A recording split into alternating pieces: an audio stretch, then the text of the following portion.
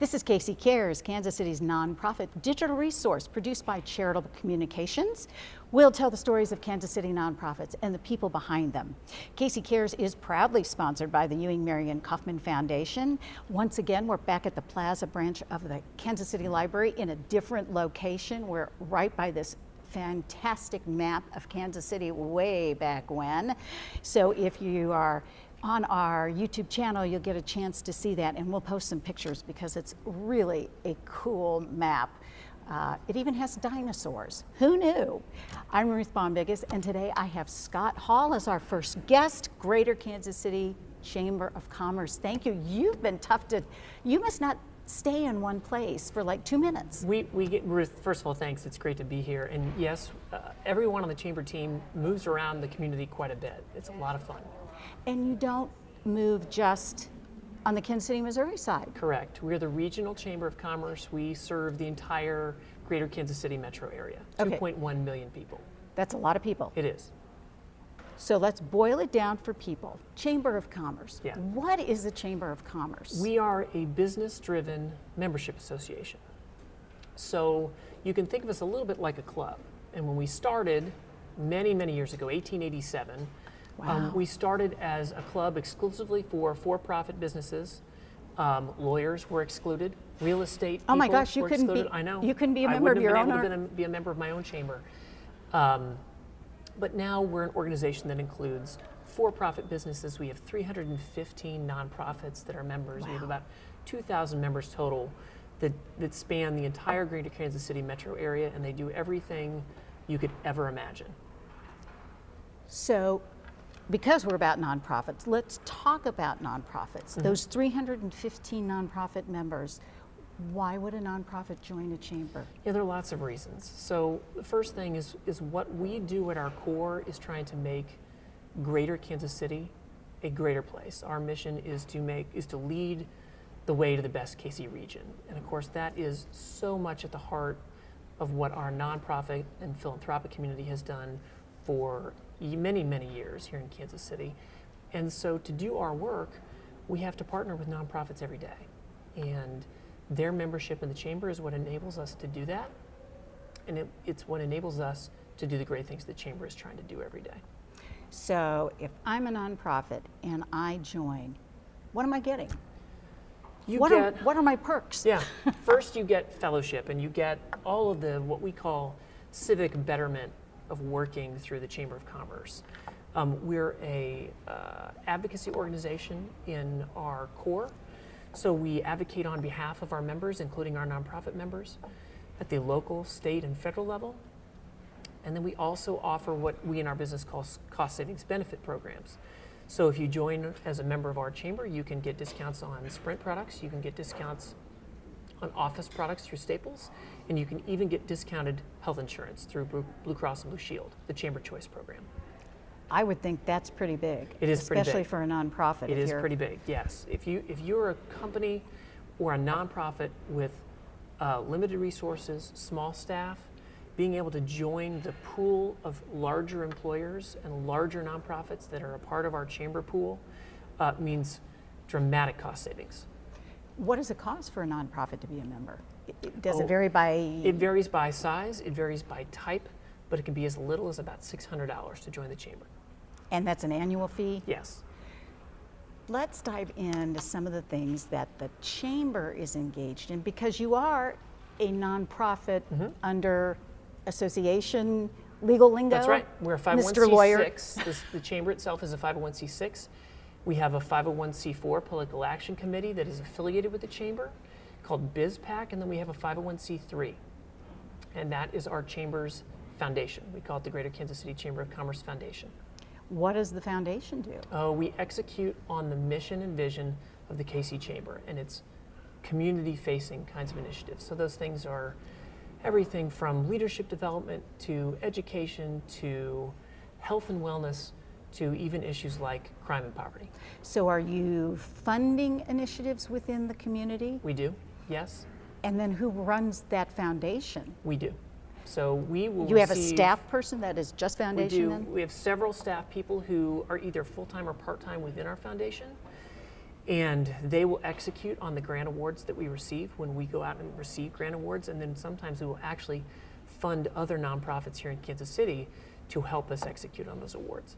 Now you have a big title, Senior Vice President of Civic and Community Initiatives. Yeah. Okay, what does that mean? Break that down. That means that I lead the Chamber and Chamber Foundation teams that are focused on the community and our community-facing projects. So we get to work on a variety of projects. It's everything you could ever imagine a Chamber of Commerce or even sometimes a nonprofit could ever work on, and it changes every day. It's a ton of fun. Can you give us some examples Sure. of those projects? So one of our signature projects is a project that I helped lead is Healthy KC.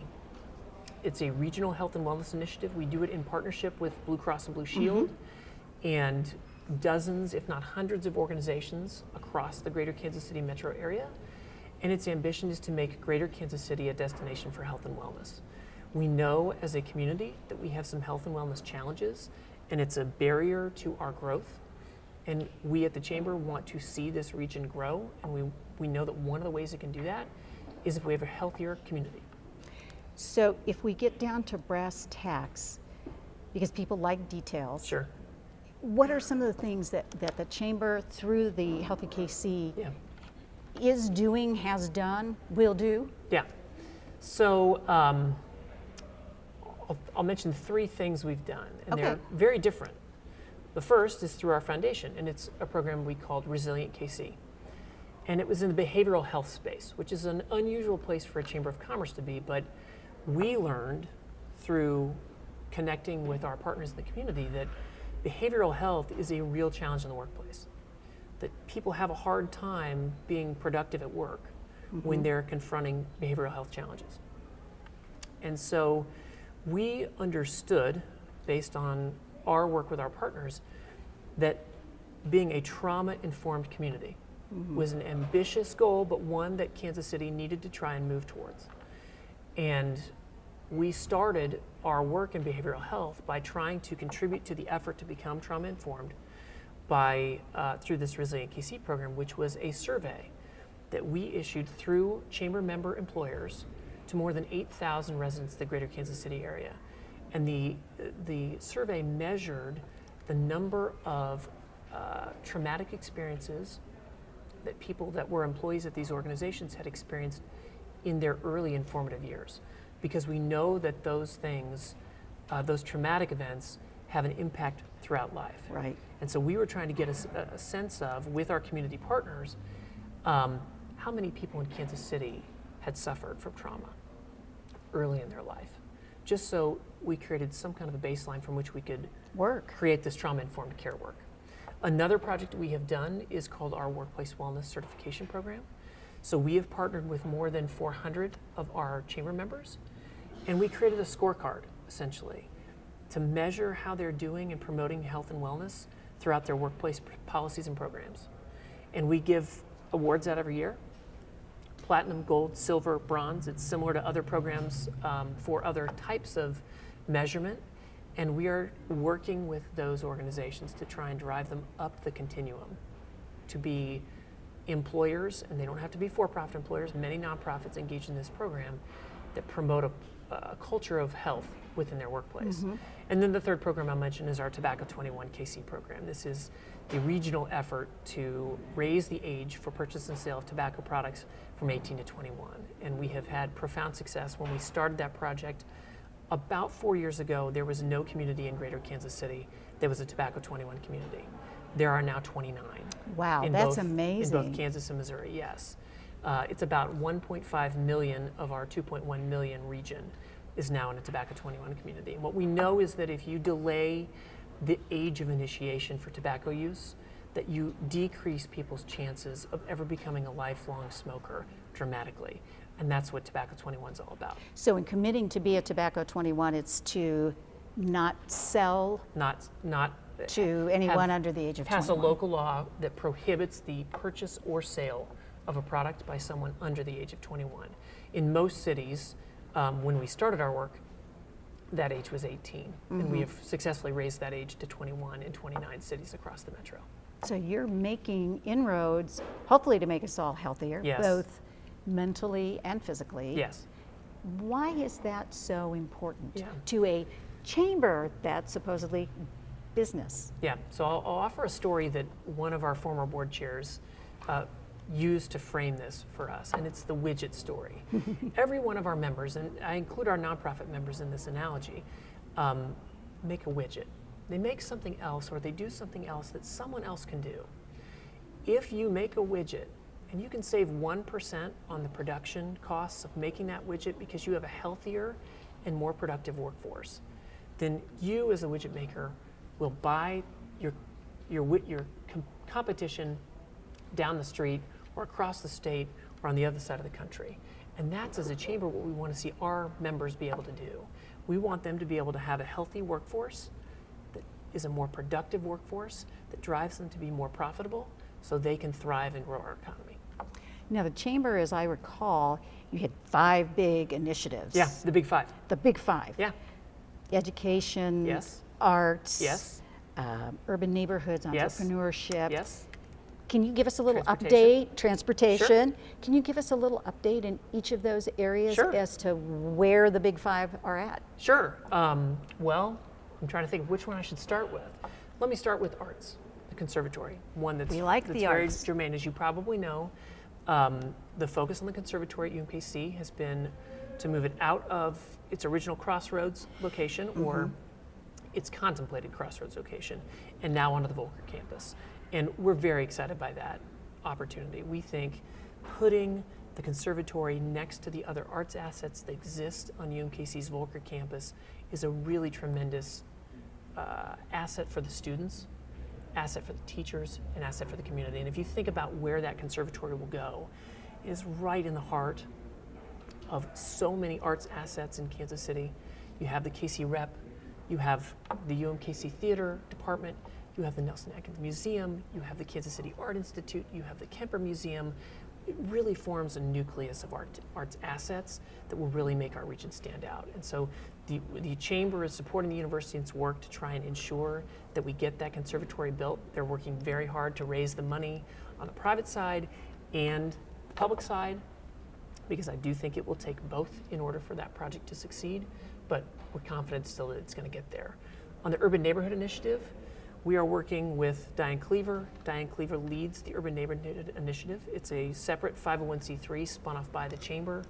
It works within a catchment area that's roughly Truce to Prospect, 18th Street to 52nd Street on health, education, and safety. And just about a week and a half ago, they led about their 5th tour of the Urban Neighborhood Initiative, and it's an opportunity for people to come in that don't normally see those neighborhoods and see them for the beautiful assets that they are benefiting our region.